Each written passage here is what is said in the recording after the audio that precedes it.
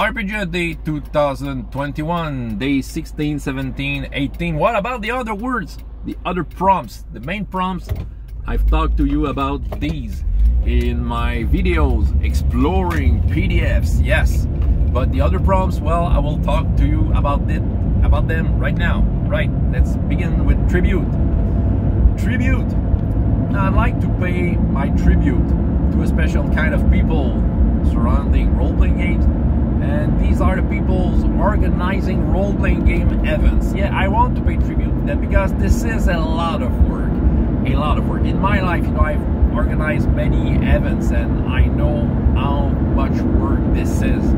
So, no, I pay tribute to these people who are going beyond their simple passion. You know, role-playing game, you could only play it with your friends and it could be self-sufficient, but those people said no, we want to make events, we want to make people play, lots of people play at the same time, the same place, whether it's online or a physical place. And you know, they're working hard in order to do that. It's a lot of months in advance to organize this, and you know, I do salute their courage to do that, because I do enjoy those events, so I know that it's a lot of work. So you have my homage, all of those of you who are working in role-playing game events such as conventions. Vilain. I'll talk to you about a villain, and those who are following me maybe will know about this villain that was introduced in All for One Regime Diabolique. And I'm talking to you about Dorosia Martel. A crazy Hungarian sorceress, and a rich one. She was able to buy anything she wanted. She was filthy rich. Yes. And she's the cousin of one of the player characters, Martin Martel. The Martel family is a family of evil sorcerers, and Martin, you know, wanted to be parted from his family to pursue more, you know, a more good paths. And he was able to get himself in the Musketeers, and he wants to take back control of his family, probably to make it a good family, even though they're using sorcery and it's prohibited. Yeah, but not for Dorosia that came back from Hungary, and she also wants to take, you know, the control of the family, but she does it the evil Martel's way, with cruelty. And she was, you know, she did murders in front of the eyes of Martin. She blew up houses with lots of people in it. She bought everything she wanted to pursue his evil acts. She made clones of her servant. She summoned the demon which made her clones. She even cloned Queen Anne of Austria in order for Dorosia to possess the clone body and maybe blow up Notre Dame de Paris in a mass, an important masses for New Year's Eve, where Cardinal of Richelieu was there, the king was there, everyone was there, and with her and the false queen was ready to, you know, tint her little bell to say to her servant, let's blow up the place. And yeah, and our courageous musketeer arrived just in time in order to fight in the cathedral and shoot weapon in the cathedral in the middle of the masses and trying to attack the queen. Well, she was not the queen, but they were with the queen, the real queen. There was two queens, so all the attendees were really confused, and they were able to kill the false queen, of course. But is Dorosia dead? That is a great villain. Fiend, some sort of a demon. Yes, well, I talked to you about a demon I've used in my recent campaign called Sheota.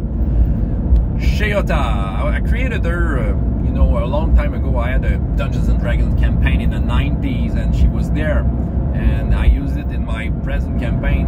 And she, you know, she's she's tied to the dragons. Okay, she's the demon of the bad side of the dragon. Okay, the way I handled dragon in my campaign was dragon had needed a balance between their good and bad side. Okay, and Sheota was invoked on the world, so the bad side of the dragon was taking over. So she was there, and she had the ability to kill people with only her touch. She had the ability to control dragons, and she was also had the ability to disguise herself by taking the skins of her victims. Yeah. The players haven't met her quite often, and I think it was good for them because the campaign would have been a little shorter than that. But every time she came, she had her effect. Just mentioning her had her effect. So I was very proud on how I introduced Sheota to the campaign, and just how I was able to strike the players' imagination and attention with that. And on many key moments, she appeared doing her stuff, and she was in the last session, so they were able to kill her with some sort of a dagger that was a sacrificial dagger that was built to destroy bad things like that and repel demons. Yeah, so that was Sheota, a good fiend. Crime. I like those types of game where supernatural things, okay? Supernatural things are there, but it's not known from the people. It's kind of hidden stuff. And throughout a crime scene where the player characters have to investigate, they discover that something is odd, and while investigating the crime over and over, they discover that there's something behind that is out of this world. Okay, just think about the X-Files. Just think about Call of Cthulhu. And there's a role-playing game that got my attention. I don't know if I will play it one day, but it's Maelstrom Domesday, which is set into medieval England, and where the player characters have to unsolve crimes related to occult stuff. So they discover that there's really magic in the air. You know, usually those games, the players are aware that there's supernatural things, but you know that your characters don't know that. So it's I'm very cliche here, but I do think that it's I do think that it's fun. Okay, I do enjoy that. Yeah. Next word, Nemesis. Oh, well, in my recent campaign, once again, there was a Nemesis called Juro. He was the Nemesis of one of the player characters called Leo. He was an elf fighter, okay? And Juro was a guard of Trifendry, which is a nation where we started. And Leo was too a guard of Trifendry, so he was some sort of a colleague, but it was not a trustfully one, okay? You couldn't trust Juro because he would backstab you. And throughout the campaign, he came out and he came in at some scenes, but he was more and more on the bad sides, and he was hired by the great sorcerer Ixor, okay, to help him, the great sorcerer, which was the main enemy, the arch enemy of the players. So, but every time Juro and Leo, there was something between them. The electricity was in the air. They were kind of, they became enemies, and it was kind of decided like that, okay? It came naturally to that, they decided that they were arch enemies. So they had a final confrontation, and in the final confrontation, when Juro felt that he was losing, he got on his knees and please, I've made a mistake. I'm a guard of Trifendry like you are, and I will repel myself. And they didn't believe him, so well, they killed him. Right. So, but he was a Nemesis, right? Found him. Okay, I'll talk to you about a game that I have found. Really found, it felt like a big discovery for me. A game that I'm talking to you about once in a while, which is called Advanced Fighting Fantasy. And why this game was found? Back then, when I've discovered this game, I was looking for a fantasy game, a D&D type of fantasy game, but I didn't want to go with D&D. Some stuff were bothering me in the rules. I wanted the feel of it, but not those rules. So I was looking for other game system, okay? And while searching for that, I was also searching for a way to run role-playing games in library for kids. And I was thinking about the fighting fantasy game books, which could be converted into a simple role-playing game. So doing some search on the internet, I found out that there was actually a game called Fighting Fantasy, the role-playing game. And then they had a more advanced version called Dungeoneer. which is basically the first edition of Advanced Fighting Fantasy. But you know, back then when I was doing those search, Advanced Fighting Fantasy, the current version, was a new thing. Okay, it just came out at that time. So by nostalgia, I've bought it. I wasn't expecting anything from it except to fulfill my nostalgia.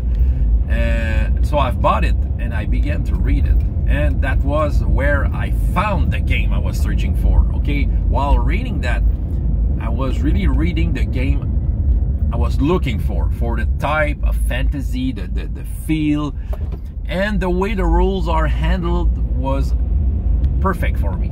And while it was attached to some nostalgia, it was adding to the value of this game. So that was a game that I have found. Yeah, so this is one of those categories. I do, you know, get many games in my hand. I make lots of discoveries when you're in role-playing game, but a game that you have found, you know, that way, this was one of them. Duel. Oh, I'll talk to you about All for One, Régime Diabolique again. The duel I had, my character Briscoe against Etienne, the Cardinal's guard with the good hair. It was into a ball and there was a woman involved. So yeah, well, dueling is illegal in France in 17th century, but of course in the garden party with lots of noble, no one will talk about it. It's entertainment. And we had to came to first blood.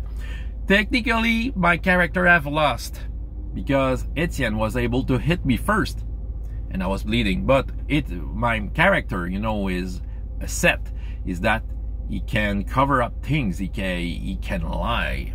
And I was able to lie about the blood. Okay, I was able to continue to fight without anyone notice that I was bleeding. And while I was getting the attention of Etienne elsewhere, no, that's how I was able to hit him and make him drip some blood. So officially, Etienne has lost this duel. Ho, which makes my character, you know, someone special into the nobility's eyes. But technically, Etienne knows that I'm a big liar. No, I'm not a liar. I'm just someone who has a way with words, right? So that was a great duel. Honor. I'll talk to you about a knight I've played in Pathfinder. It was a way back. A knight. I don't remember the name of the order, but I do remember how I was handling the knight. He was called Irvin, and Irvin wanted, you know, to really represent his knightly order. He wanted to be the live incarnation of it.